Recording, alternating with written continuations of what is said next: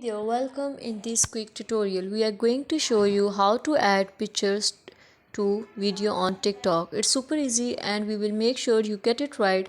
Just make sure you are logged in and using the latest version. Make sure to watch the complete video and follow each step carefully to avoid forgetting anything and making mistake. First of all, you have to click on the TikTok app. The app will appear in front of you.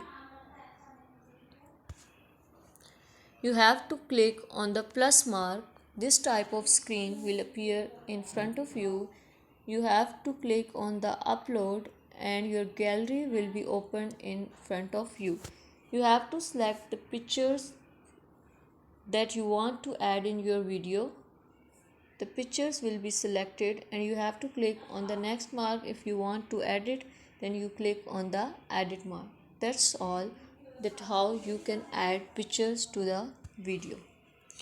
If you are eager to grab freebies, want to explore fantastic sample offers and score exclusive coupons spanning a wide range of products from cutting edge gadgets to beauty essentials, then watch the video you are seeing on end screen. Also consider showing your support by commenting, liking, sharing and subscribing to our channel for more valuable content in the future.